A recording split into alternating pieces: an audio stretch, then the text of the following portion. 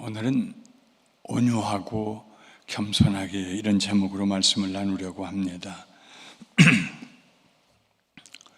여행은 짐이 가벼워야 합니다. 오늘 아침에 집을 나서면서 뉴욕타임스 잠깐 제목만 봤더니 거기 그런 제목이 떴어요.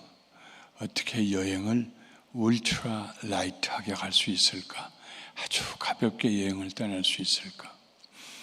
한 번은 스위스의 추리히라고 하는 기차역에 제 아내와 함께 앉아 있었습니다.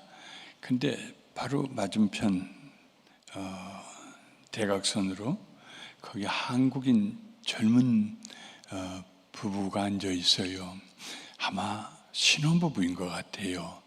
그런데 짐이 얼마나 큰지 가방이 제가 본 가방치고는 제일 큰 가방을 2개를 가지고 있는데 그 사람들이 앉은 키만큼이나 크더라고요. 그래서 제가 물어보지 않아도 되는데 지나가는 말로 어디 가서 오래 계실 계획이신가 보죠? 하고 물었더니 아니요, 매일 호텔을 바꿔가며 있어요. 그러면서 우리 가방을 2개를 쳐다보는데 우리는 조그만 핸드캐리 가방 2개 들고 있으니까 아주 부러운 것 같아요. 어쩌다 저렇게 젊은이긴 하지만 큰 가방을 2개씩이나 들고 고생하면서 여행을 할까, 그런 생각을 했습니다. 인생이라는 여행도 짐이 가벼워야 돼요. 사는 게 무겁잖아요. 염려와 걱정이 무거운 짐이 되면은 삶이 지치고 피곤해집니다. 기쁨이 사라지고 슬픔과 분노에 사로잡힙니다. 그러므로 지혜 있는 사람은 살면서 점점 짐을 줄이게 돼요. 살림도 줄이게 돼요. 그저 딱 알맞는 넓이에 꼭 필요한 것만 가지고 사는 것이 참 좋아요. 그거 놔둬 봐야 몇 년 지나도 사용하지 않더라고요. 우리 교역자 중에 젊은 교역자 한 분이 오래전에 저에게 이런 이메일을 보냈습니다. 목사님을 가까이에서 뵈면 어떻게 저렇게 많은 짐을 짊어지고도 지혜롭게 교회를 이끌어 오셨을까 마음으로 놀랄 때가 많습니다. 그런 이메일을 보내왔어요. 제 자랑을 하기 위해서 드리는 말씀이 아니고요. 우리 가데나 장로교회보다 넉 달 전에 저희 교회가 개척했거든요. 1983년 3월에 그랬는데 그 교회를 개척하고 35년 섬기고 은퇴할 때까지 돌이켜보면 힘에 겨운 짐을 짊어져야 할 때가 여러 번 있었습니다. 어떻게 그 무거운 짐을 짊어지고 견뎌냈을까 돌이켜보니까 하나님의 은혜예요. 날마다 저의 짐을 대신 짊어져 주시는 하나님의 은혜였습니다. 수고하고 무거운 짐진 자들아 다 내게로 오라. 내가 너희를 쉬게 하리라. 나는 마음이 온유하고 겸손하니 나의 멍에를 메고 내게 배우라. 그리하면 너희 마음이 쉼을 얻으리니 이는 내 멍에는 쉽고 내 짐은 가벼움이라. 우리는 수고하고 무거운 짐진 이들을 봅니다. 옛날 어머니들은 가벼운 짐은 양손에 들고 무거운 짐은 머리 위에 이고 걸어가셨습니다. 별로 잡수신 것도 없어서 가느다란 목에다가 그 무거운 짐을 짊어지시고 뜨거운 햇볕 아래서 걸어가시는 그 모습을 보면 얼마나 안쓰러운지요. 아버님들은 그저 무거운 짐을 짊어지시고 갈비뼈가 다 나올 정도로 그렇게 힘들게 걸어가시는 모습을 보았습니다. 우리 부모님들의 삶은 참 고단했어요. 보리밥 먹으면 금방 사라지고 힘이 어디서 나옵니까? 그런데 형편이 나아졌다고 해서 우리의 무거운 짐이 가벼워지는 것 같지는 않아요. 언어가 다른 미국에 와서 생활을 개척하고 자녀를 기르면서 하루도 마음 편할 날 없는 부모님들을 볼 때 그 짐이 얼마나 무거운지요. 직원들의 앞날을 걱정하는 회사 사장님 짐이 얼마나 무거운지요. 이 세상에 무거운 짐 지지 않고 가는 사람은 아무도 없습니다. 그리고 그 짐은 상대적이기 때문에 자기 짐이 제일 무거운 것입니다. 예수님께서 수고하고 무거운 짐진 자들아 다 내게로 오라 하실 때에 모든 사람들을 다 초청하셨습니다.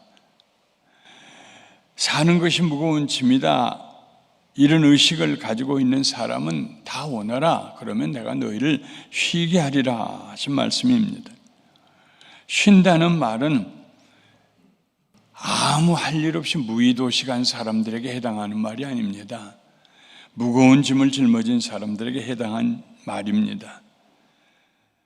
쉰다는 말은 일하는 사람들에게 필요한 말입니다. 예수님은 우리의 짐을 없애주시지 않았습니다. 내게 오너라 내가 너희 짐을 없애주리라 말씀하지 않으셨습니다. 짐을 짊어지되 가볍게 그리고 쉽게 짊어지게 해 주십니다. 어떻게 하면 무거운 짐을 짊어지면서 쉴 수 있을까요? 조금 역설적이지 않습니까? 무거운 짐을 짊어지는데 나는 쉬고 있다. 그거 좀 말이 안 되는 것 같지 않습니까? 예수님께서 그렇게 하려면 내 멍에를 메고 내게 배우라 하고 말씀하셨습니다. 무거운 짐을 가볍게 짊어질 수 있는 비결을 가르쳐 주겠다는 말씀입니다. 뭘 가르쳐 주실까요? 나는 마음이 온유하고 겸손하니 나의 멍에를 메고 내게 배우라. 그리하면 너희 마음이 쉼을 얻으리라. 내 멍에는 쉽고 내 짐은 가벼우니라. 무거운 짐을 가볍게 짊어지는 두 가지 비결을 예수님이 가르쳐 주셨어요. 첫 번째는 온유함입니다. 온유함. 온유는 온화하다, 부드럽다는 말입니다. 온유는 너그럽다, 관용을 베푼다 하는 말입니다. 온유는 친절하다, 도와주고 싶은 마음을 가졌다 하는 말입니다. 온유는 배려하는 마음입니다. 그 사람의 입장이 되어보는 마음입니다. 온유는 남의 짐을 짊어질 수 있는 기꺼이 그런 사랑의 마음입니다. 이 말들을 한마디로 요약하면 온유는 곧 사랑입니다. 무거운 짐은 대부분 인간관계에서 옵니다. 집에서 기르는 강아지가 무거운 짐은 아닙니다. 차가 고장난 것이 무거운 짐은 아닙니다. 그건 고치면 됩니다. 근데 사람, 특별히 가까운 사람과의 관계가 무거운 짐이 됩니다. 관계 속에 무거운 짐에 미움과 분노까지 더해지면 물려진 솜이불처럼 더 무거워집니다. 그러나 온유한 마음, 사랑하는 마음으로 그 짐을 짊어지면 새의 깃털처럼 가벼워집니다. 어떤 아이가 동생을 업고 가는데 어린아이나 업고 간 아이나 그저 그만해요. 얘야 참 무겁겠다.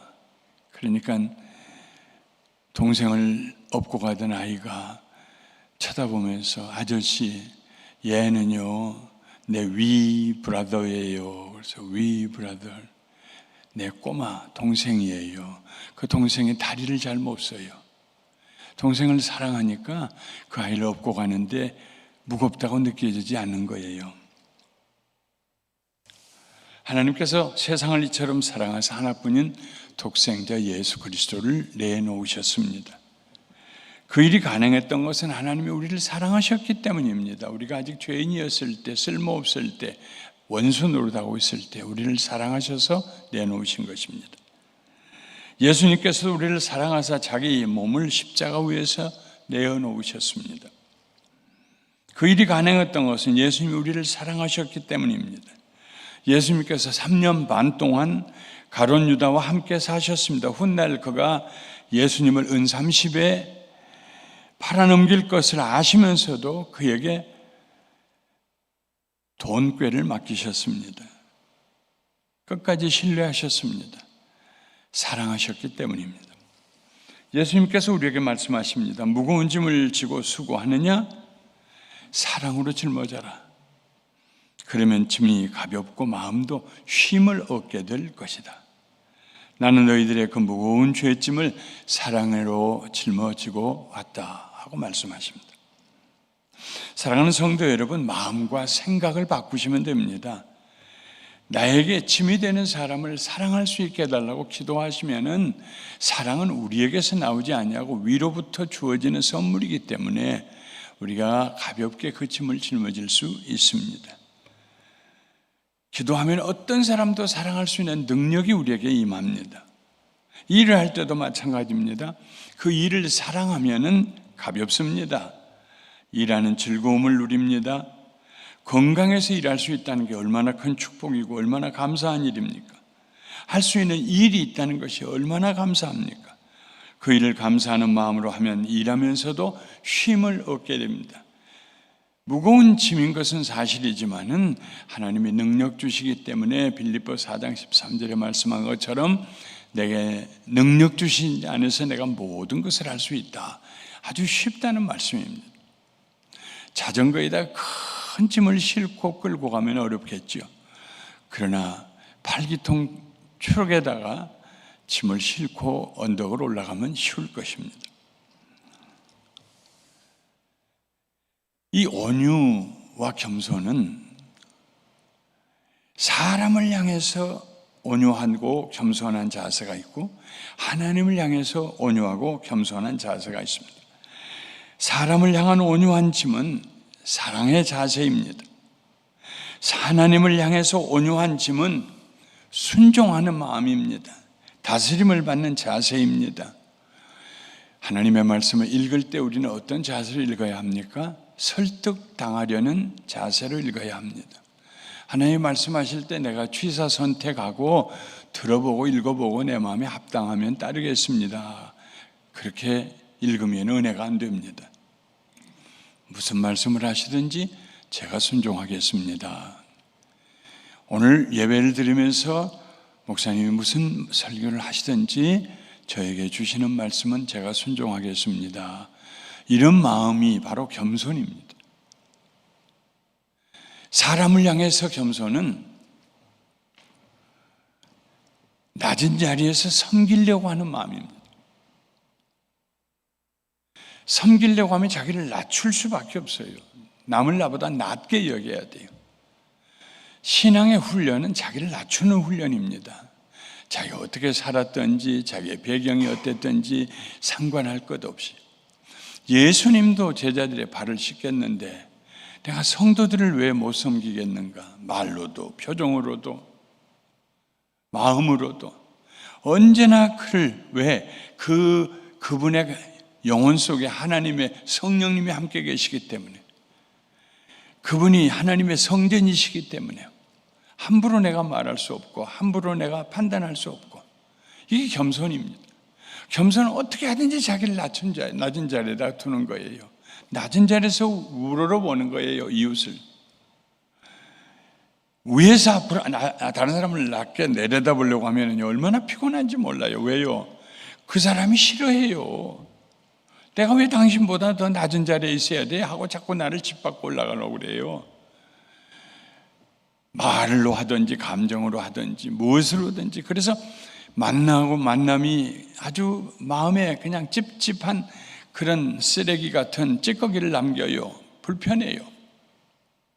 그러나 내가 겸손하게 다른 사람 아래에 들어가서 그 사람보다 더 낮은 곳에 나를 두고 그 사람을 존귀하게 여기면은요, 얼마나 마음이 편한지 몰라요.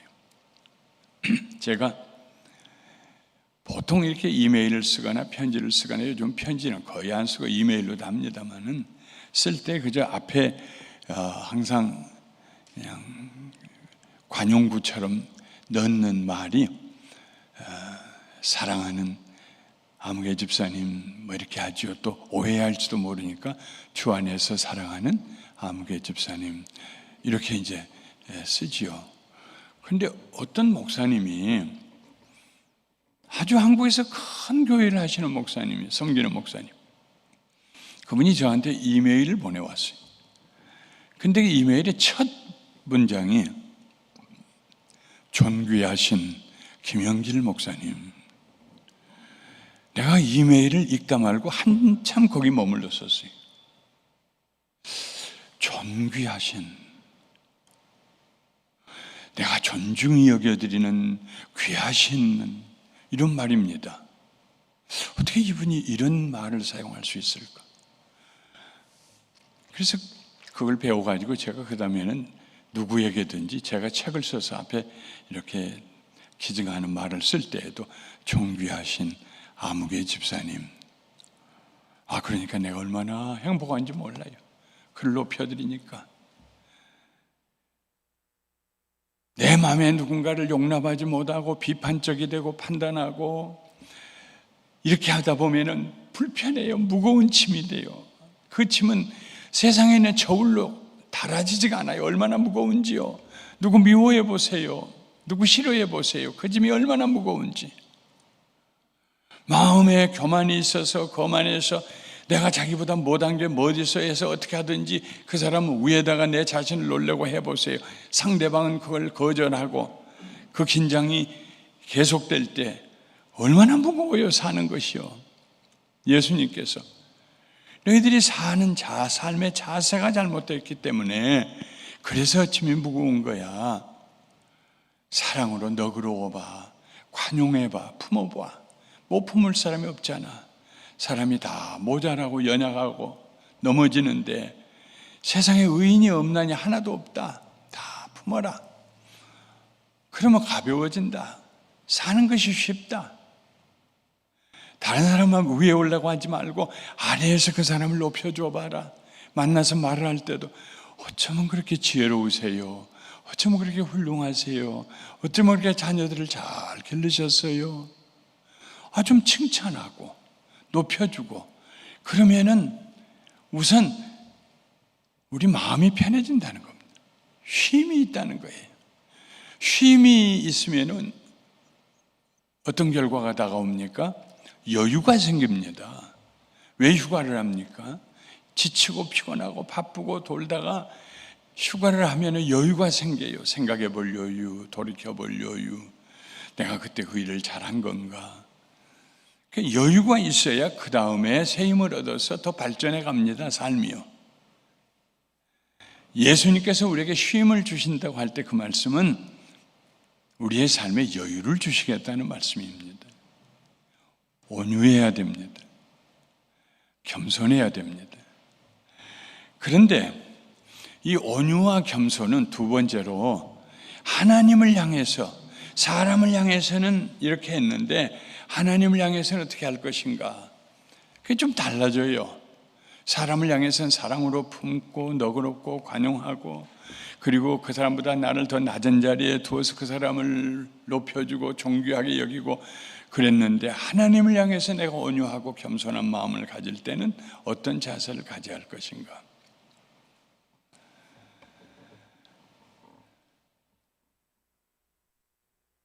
빌립보 교회 성도들에게 바울이 이렇게 말했습니다. 너희 안에 이 마음을 품으라.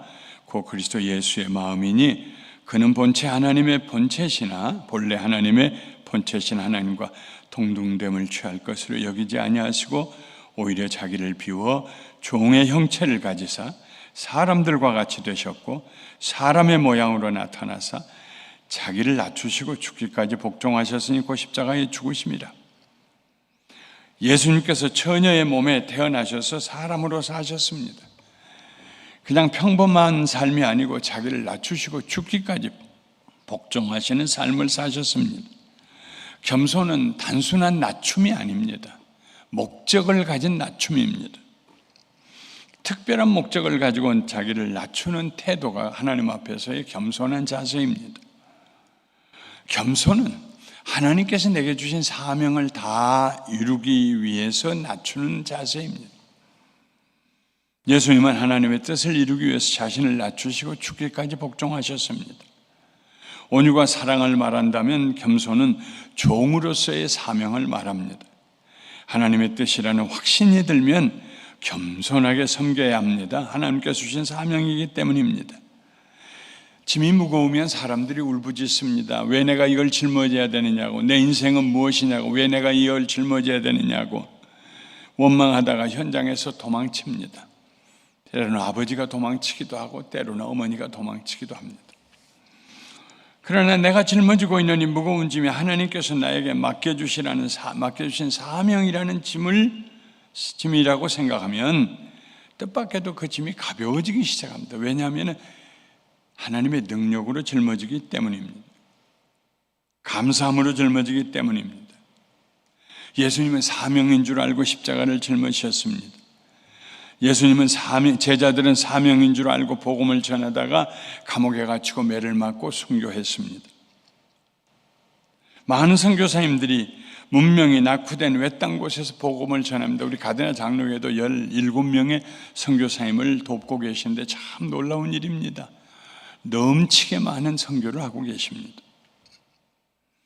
선교사님들이 누구보다 더 많은 짐을 짊어지시지만 사명인 줄 알기 때문에 가볍습니다. 물론 하나님께서 사명으로 주시지 않은 일을 하느라고 그 무거운 짐을 짊어지느라고 우리가 사서 고생할 필요는 없습니다. 우리의 짐이 무겁고 수고스러울 때 우리는 하나님께 물어야 됩니다. 아버지, 제가 이 짐을 짊어지도록 저에게 사명으로 주신 것입니까? 아니면 제가 자원해서 짊어진 것입니까? 그렇게 기도하다가 너 아니고는 다른 사람에게 맡길 수가 없어서 너에게 맡겼다 하는 음성을 들으시거든 그때부터는 감사함으로 짊어지십시오. 그러면 그 짐이 무겁지 않게 될 것입니다. 사람을 향해서는 다른 사람을 자기보다 더 높게 생각하는 것, 자기를 낮추는 것이 겸손이라면 하나님을 향한 겸손은 하나님의 뜻을 구하는 자세입니다. 기도하는 가운데 가장 중요한 요소는 믿음도 있고요, 신뢰도 있고요, 인내도 있고요, 여러 가지 있습니다. 그러나 기도하는 중에 가장 중요한 자세는 순종의 자세입니다. 하나님께 기도하면, 구하면, 물으면 하나님 반드시 대답하십니다. 일단 대답하는 그 답장을 받아보고 봉투 열어본 다음에 내가 어떻게 할 것인가 결정하겠습니다. 그때 그것은 순종하는 겸손의 자세가 아닙니다. 하나님의 응답이 있고 말씀이 있으면 그냥 순종하는 거예요. Prayer and listening and obey. 그리고 순종하는 거예요. 그게 기도입니다. 기도에 제일 먼저 가져야 될 자세는 순종하겠습니다. 그 자세 가지고 하나님께 물어야 됩니다. 그럼 하나님이 영광을 받으세요. 그것이 우리의 겸손이에요. 하나님 앞에서.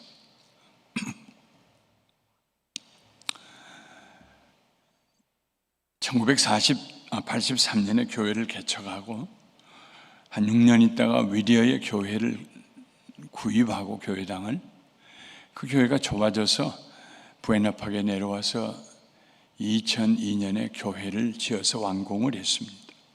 교육관이 좀 부족해서 지었기 때문에 아이들을 위해서 교육관을 많이 만들어 줬어요.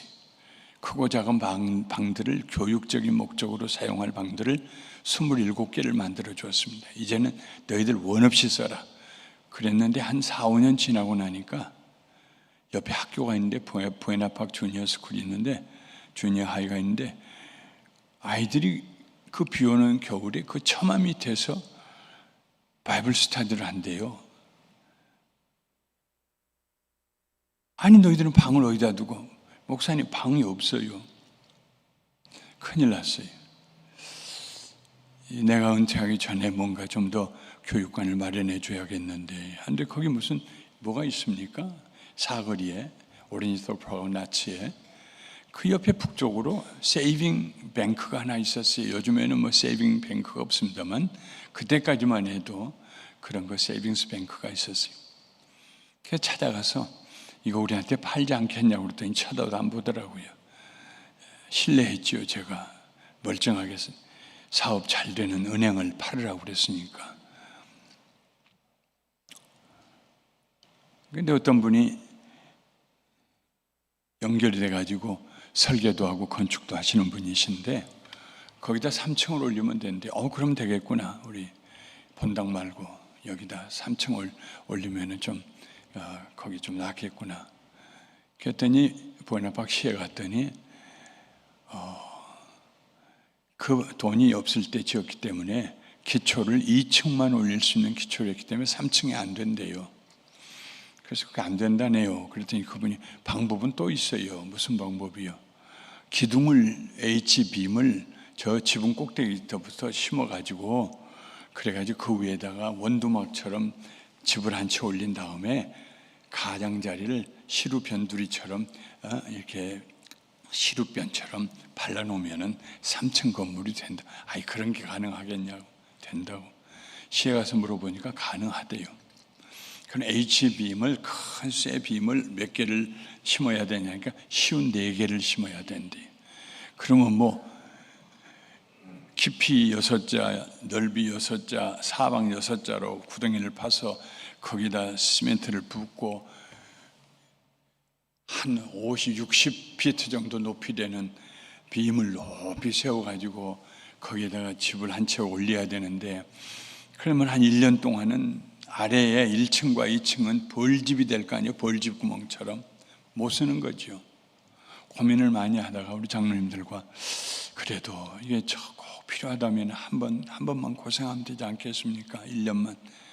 그래가지고 당회에서 통과되고 공동회에서 통과돼서 그분에게 맡겼어요. 14만 달러를 주고 블루프린트를 그려주시라고 맡겼습니다. 시에서도 그렇게 허락을 해주시고, 그래서 이제 미국에서는 건축을 하거나 재건축을 할 때는 꼭 주변 반경 300피트의 주변에다가 엽서를 보내죠. 시에서 아무 날 아무 시에 이 건축을 위해서 공청회를 할 테니까 이 거리 안에 사신 분들은 오셔서 호불호를 의견을 제시해 주시오 하는 이제 엽서가 와요. 근데 우리들은 뭐 옆에 뭐 주택도 없고 그러니까는 별로 걱정 안 했는데, 갑자기 은행에서 이메일이 저한테 왔어요. 패스터 킴, 우리 건물을 사라고. 1년 전에 산다고 할 때는 들은 척도 안 하더니 어떻게 1년 됐는데 자기네들이 우리가 이제 지을 건축을 올린다고 그러니까 그걸 사라고. 이게 난감해졌어요. 이걸 어떻게 하면 좋을까? 저는 무슨 일이 있으면 무거운 짐이 된다 생각하면 늘 기도부터 합니다. 하나님 어떻게 하면 좋아요? 제가 어떻게 압니까? 지혜도 없고. 하나님 어떻게 하면 좋아요? 근데 그날 저녁에 장로님들을 모아서 기도하라는 마음을 주시더라고요. 제가 은퇴할 때는 시무장로님이 19분이었습니다만 그때는 13분이었는데 2008년도입니다. 그래서 아마 그때가 한 5월, 6월쯤 됐을 것 같아요. 6월 초나. 그래서 같이 기도를 다 모았습니다. 그리고 장로님들, 아니 이 은행이 안 팔겠다고 하더니 갑자기 팔겠다고 이제 나왔으니 이거 어떻게 하면 좋겠습니까? 여러분의 의견은 어떻습니까? 하고 물으면은 100% 의견은 나눠지게 돼 있어요. 그러면 14만 불을 포기하고라도 그 부동산을 사는 게 낫습니다 하는 분들이 있을 것이고, 아니 어떻게 헌금한 돈인데 우리가 그 헌금을 14만 불이나 이미 줬는데 이제 다시 돌려받을 수도 없는 그런 형편이 됐는데 그걸 포기하고 이걸 산다는 말입니까 하는 분들이 생기고, 의견은 나눠질 수밖에 없죠. 그런 일로 의견이 나눠지면 더 첨예하게 대립이 되잖아요. 제가 다 모은 자리에서 그랬어요. 저는 아무리 생각해도 어떻게 일로 하는 것이 좋을지 모르겠습니다. 우리 장로님들은 그 다음에 제 말이 여러분들의 의견은 어떻습니까? 하고 물을 줄로 아셨겠죠. 우리는 몰라도 하나님은 아실 겁니다. 어떻게 하면 좋을지 우리 하나님께 물어보십시다. 다 흩어지셔서 교회니 본당이니 아무데나 흩어지셔서 가셔서 10분 동안 하나님께 묻고 돌아오십시오. 다 흩어져서 10분 동안 다 기도하고 돌아왔어요. 물어보니까 다 특별한 감동이 없대요. 10분 기도하고 어떻게 오겠어요? 그래서 또 흩어져서 10분 더 기도하십시다. 두 번째 다시 모였어요. 어떠세요? 이쪽부터도 물어보니까 다 특별한 느낌이 없습니다. 그래요. 또 기도하십시다. 하나님은 아시니까. 하나님의 교회니까 하나님께 물어보십시다. 세 번째 흩어져서 10분 동안 또 기도했어요. 다시 모였어요. 어떠세요? 한 분이 글쎄 무슨 병이 하나 보이고 위에 깔때기를 이렇게 씌워서 뭘 붓는 것 같은데 목사님 그게 무슨 뜻이지요? 그런 얘기 안 하실 분 같은데 그런 얘기를 하셨어요. 저도 잘 모르겠습니다. 그래서 이번에는 네 번째로 이 자리에 앉아서 5분 동안 묵상으로 기도하십시다. 집중적으로 하나님, 저 은행 건물을 사면 좋겠습니까? 그냥 계획한 대로 지으면 좋겠습니까? 주님 지혜 주세요. 네 번째 5분 동안 아무 말도 안 하고 5분 동안 묵상 기도하는 건 굉장히 깁니다. 기도가 끝나고 물어보니까 네 번째 한 분이요, 기도 훈련을 저 예수전도단에서 받으신 장로님이 저 건물을 샀으면 좋겠다 하는 마음을 주시는 것 같습니다. 다른 분들은 다 아직도 모르시겠대요. 그래요. 또 기도하십시다. 다섯 번째 5분 동안 집중해서 하나님의 뜻을 구하십시다. 다섯 번째 5분을 또 기도했어요. 그러니까 한 3분 정도가 더 저 건물을 사는 것이 좋겠다는 마음을 주시는 것 같습니다. 이제 4분이 됐잖아요. 13분 장로님 가운데. 이 4분이 그렇게 했으니까 우리 그쪽으로 마음을 모아보면 어떨까요? 안 했어요. 6번째 또 기도하십시다. 5분 동안 간절히 5분 기도하고 나니까 6번 기도하고 나니까는 13분의 장로님이 만장일치로 저 건물을 사는 게 좋겠습니다 하고 얘기를 했어요. 그러면 얼마 주고 샀으면 좋겠지? 그 사람들은 480만 불 달라는데 얼마 주고 샀으면 좋을지 기도해 보십시다 하고 다 모아서 평균 내보니까 430만 불이에요. 뒷날 이메일 보냈어요. 우리 보드 멤버 14명이서 7번 기도하고 당신 내 건물을 430만 불에 사고 싶다. 어떻게 하겠느냐 했더니 그렇게 팔겠대요. 그래서 6월 중순에 3개월 에스크로를 열었습니다. 교회에 있던 80만 불을 넣고 그리고 이제 300만 불만 우리가 이미 거래하고 있는 은행에서 융자 받으면 된다. 그래가지고 했습니다. 거래하던 은행에서 문제 없다고 걱정하지 말라고 그렇게 곧 해주겠다고. 곧 해주겠다고. 곧 해주겠다고. 뱅크 오브 더 웨스트 큰 은행이잖아요. 그래서 오늘 기다려 2달 반 됐는데 갑자기 못 하겠다고. 못 해주겠다는 거예요. 이유가 뭐냐는데 대답도 안 해요. 이유도. 큰일 났어요. 근데 어떤 분을 통해서 또 연결했는데 뱅크 오브 아메리카의 부사장님 한 분이 2세 정도 되는 것 같아 한국말을 더듬거려요. 모든 서류가 다 됐으니까 우리가 해주겠다고. 2 weeks면은 인업하다고. 2주에 다 안에 해주겠다고. 그래요. 뱅크 오브 아메리카의 부사장님이 2주 안에 해주겠다는데 뭘 걱정해요? 2주가 지났는데 연락이 왔어요. 못 해주겠다고. 그래서 이쪽 살려고 했던 건물에게 연락을 해서 이메일로 우리가 3개월 동안 했는데 갑자기 다 못 해주겠다고 그러니 어떡하냐, 에스크로를 좀 늦추자. 그랬더니 그쪽에서 캐시로 여기를 사서 재개발하겠다는 사람이 나타났다. 그러니까 우리들을 양보해 달라는 거예요. 거기 없으면 땅이 없어요 이제. 그래서 기도하고 하나님 앞에 새벽에 기도하고 한 이틀 동안 장로님한테 얘기들도 못하고 기도하고 하나 우리가 기도하고 했던 일인데 왜 이렇게 됐습니까? 기도하는데 새벽 기도를 마치고 나오는데 안수 집사님 한 분이 제 앞에 귀를 막더니 목사님 그거 어떻게 됐어요? 이렇게 해서 다 은행에서 못 해주겠다고 그래서 조금 문제가 생겼습니다. 목사님 그거 캐시로 사버리세요. 얼마 필요하세요? 300만. 그거 캐시로 사버리세요. 캐시 있으면 뭘 걱정해. 기도할 것도 없죠. 그래요. 감사합니다. 기도해 주세요. 오전에 전화 왔어요. 장로님 한 분이. 어떻게 됐어요? 이래서 지금 이런 어려움이. 그 캐시만 있으면 오늘 캐시만 넣어버리면 오후는 우리 것이 되는데 등기 이전되는데. 그 에스크로가 끝났다고요 이미. 상관없어요. 우리가 사인 안 해주면 에스크로는 계속 살아있어요. 그거 깨려면 자기들이 고소해야 돼요. 캐시만 있으면 되는데요. 근데 오후에 한국계 조그만 은행 한 군데서 아테시아의 지점의 지점장님하고 그냥 본사의 론 담당하시는 오피서하고 2분이 저를 찾아왔어요. 목사님, 론이 필요하시다면서요? 예, 얼마나 필요하세요? 이미 짓는데 우리가 사용했던 론 남은 거 400만 불하고 저거 사는 거 300만 불하고 700만 불이 필요해요. 그 우리가 해드릴게요. 아니 미국의 굴지의 은행들도 못 해주겠다고 다 손들었는데 어떻게 거기서 해주? 아이 걱정하지 마세요. 우리가 해줄게. 왜 이런 일이 계속될까? 그래서 집사님에게 전화를 걸었어요. 집사님 웬일로 그렇게 전화하셨어요? 예 목사님, 내가 그 철강업을 하시는 분인데 회전 자금이 한 400만 불 있어요. 한 달 안에만 돌려주시고 300만 불 갖다 쓰세요. 뜨거운 감자가 제 손 안에 들렸어요. 이걸 어떻게 해야 되나 또 기도했어요. 다시 은행에 전화했어요. 당신들 정말로 한 달 안에 해줄 수 있겠느냐? 700만 불을. 걱정할 거 없대요. 기도하면 마음이 편하네요.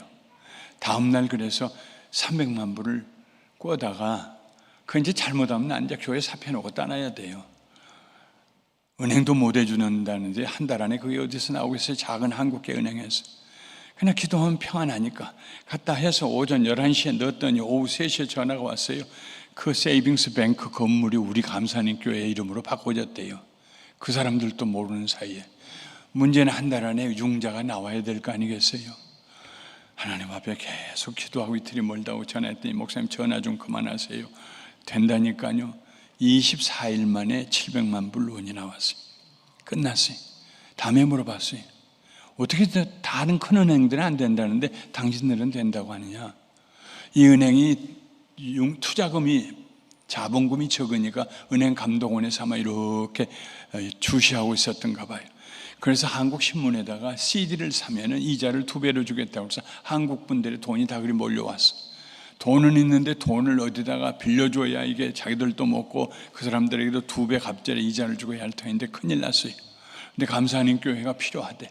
다른 데는 다 안 된다는데 줄 수가 없는데, 그래서 우리 교회로 와서 써달라고 사정사정해서 우리가 그걸 해서 그 은행이 지금 아주 큰 은행이 됐어요. 한국계 은행이에요. 그 다음에 왜 큰 은행이 다 안 된다고 했을까? 그때가 언제냐면 2008년 9월 15일경입니다.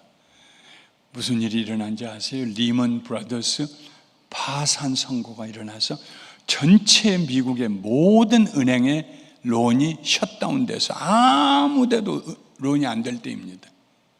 부도가 막 나고요. 법석을 칠 때입니다.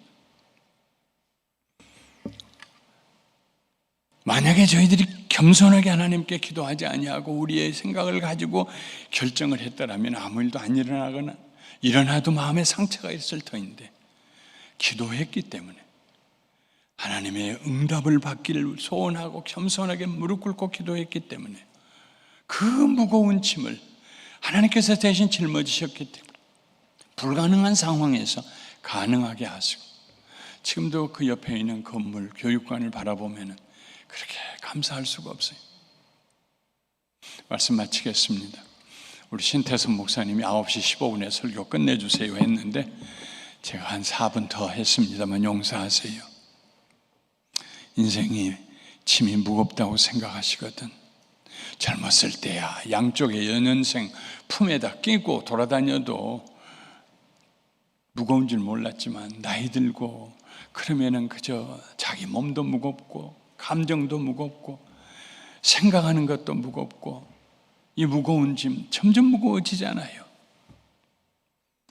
사람에게 사랑으로 너그럽게 관용하며 온유해 보세요. 다른 사람을 더 높여보세요. 그분은 높임 받을 만한 자격이 있어요. 수고하고 고생한 인생을 살아오신 분이니까. 하나님 앞에서 설득당하고 순종하겠다고 미크하게 자기 자신을 낮춰보세요. 그리고 하나님 앞에 기도하고 말씀하신 대로 순종하겠다고 겸손해 보세요. 그러면 사는 것이요 가볍습니다. 가벼우면 나이가 드셔도 행복해집니다. 그런 쉼이 평강에 있는 삶이 되시기를 주님의 이름으로 축원합니다.